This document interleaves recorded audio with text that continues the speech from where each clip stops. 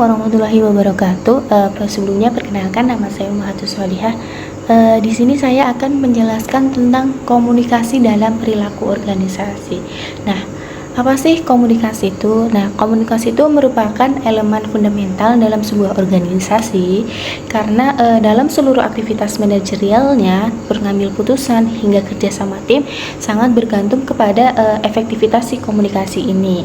Nah, secara konseptual, komunikasi ini dapat didefinisikan sebagai proses pemindahan dan pemahaman makna, atau bisa gini, sebuah komunikasi tidak hanya berhenti pada penyampaian pesan, tetapi juga menuntut adanya kesamaan pemahaman antara pihak yang menyampaikan pesan dan juga pihak yang akan menerima pesan tersebut.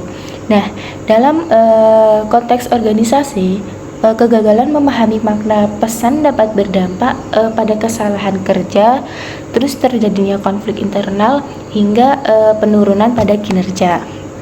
Nah, komunikasi sendiri itu memiliki beberapa fungsi utama dalam sebuah organisasi. Nah, fungsi pertama itu sebagai manajemen, karena perencanaan, pengorganisasian, pengarahan, dan pengendalian tidak mungkin berjalan tanpa adanya sebuah komunikasi.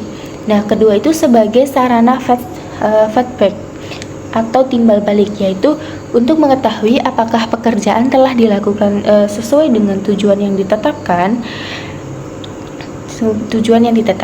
Ketiga ada komunikasi. Ketiga itu komunikasi berfungsi sebagai emotional sharing atau media untuk mengekspresikan perasaan, membangun empati, dan juga memperkuat hubungan kerja. Selain itu, komunikasi juga berfungsi sebagai persuasion, yaitu mempengaruhi sikap dan perilaku individu, serta sebagai information exchange atau pertukaran informasi yang menjadi dasar dari sebuah pengambilan keputusan. Nah, selanjutnya kita itu akan masuk pada pembahasan proses komunikasi, di mana proses ini tuh terdiri dari beberapa unsur penting, yaitu pengiriman pesan atau sender, proses encoding atau di mana pesan itu dikodekan atau pengkodean pesan. Nah, terus ada pesan itu sendiri. Habis itu ada saluran komunikasi, terus ada proses decoding atau penafsiran pesan. Nah, penerimaan pesan atau receiver ini, terus ada gangguan atau noise. Nah, terus yang terakhir itu ada feedback. Nah, seluruh unsur ini itu saling berkaitan satu sama lain. Nah, apabila salah satu unsur terganggu, maka pesan yang akan diterima tadi itu berpotensi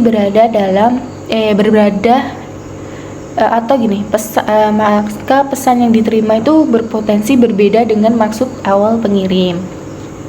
Selanjutnya itu dalam organisasi, saluran komunikasi itu dapat bersifat formal maupun informal. Nah, saluran formal itu mengikuti struktur organisasi seperti komunikasi antara atasan dan juga bawahan. Sementara itu, saluran informal itu muncul secara alami melalui interaksi sosial antar pegawai. Nah, yang sering kali disebut sebagai Grab 5.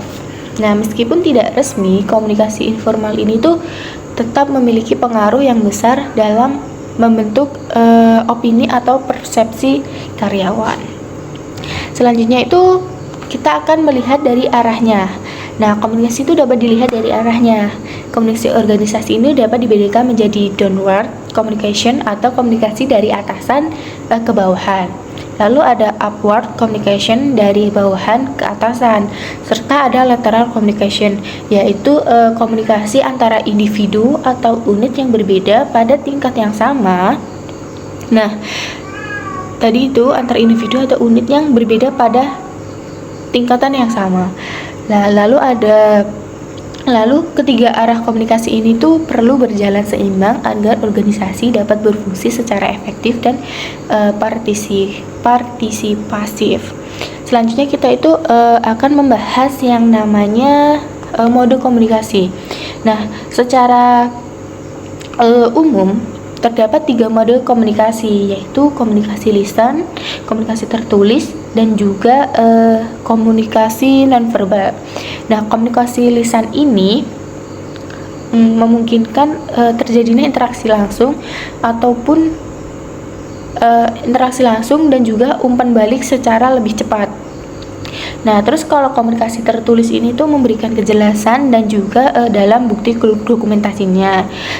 Sementara itu komunikasi nonverbal itu seperti kayak ekspresi wajah kita, terus bahasa tubuh, terus intonasi pada intonasi suara kita, terus seringkali memperkuat atau bahkan melemahkan pesan verbal. Nah, ketidaksesuaian antara pesan verbal dan nonverbal ini dapat menimbulkan kebingungan bagi si penerima tadi. Nah, lalu dalam dalam mempraktekkan pemilihan saluran komunikasi itu ada salah satu konsep kunci, yaitu adalah channel research, yaitu tingkat kekayaan informasi yang dapat disampaikan melalui suatu saluran komunikasi. Nah, saluran yang kaya memungkinkan penyampaian informasi yang kompleks, ambigu, dan emosional tuh dengan lebih efektif. Oleh karena itu, pemeliharaan metode komunikasi harus disesuaikan dengan jenis pesan, tingkat urgensi, serta kebutuhan dan keamanan informasi. Nah, selanjutnya itu ada komunikasi persuasif. Nah, komunikasi persuasif ini tuh bertujuan untuk mempengaruhi sikap, keyakinan, atau perilaku penerima pesan. Nah, dalam hal ini terdapat 2 mekanisme proses pesan. Yang pertama itu ada automatic process. Yang kedua ada controlled process. Nah, aktivitas komunikasi persuasif itu dipengaruhi oleh beberapa faktor seperti tingkat ketertarikan si penerima, terus pengetahuan awal, kepribadian, serta karakteristik pesan itu sendiri. Oleh karena itu, pemilihan pesan dan cara penyampaiannya itu menjadi aspek yang sangat strategis. Namun, sebenarnya tuh dalam praktiknya komunikasi sering menghadapi berbagai hambatan. Hambatan tersebut antara lain filtering, yaitu proses di mana informasi itu disaring. Lalu ada selective perfection atau persepsi selektif. Lalu ada information overload, emosi, perbedaan bahasa, sikap diam, kecemasan, terus ada kecemasan berkomunikasi hingga terjadinya sebuah kebohongan. Nah, hambatan-hambatan ini tuh dapat mengurangi kejelasan pesan dan meningkatkan potensi salah tafsir, sehingga perlu dikelola dengan baik oleh individu maupun organisasi. Nah, terus sebagai penutupnya itu di sini aku dapat menyimpulkan bahwa terdapat hubungan yang sangat erat antara komunikasi dan kepuasan kerja karyawan. Semakin kecil tingkat ketidakpastian dalam komunikasi, maka semakin tinggi pula tingkat tidak kepuasan. Nah, distorsi, ambiguitas, serta ketidaksesuaian antara pesan verbal dan nonverbal itu akan meningkatkan tingkat ketidakpastian dan juga menurunkan kepuasan.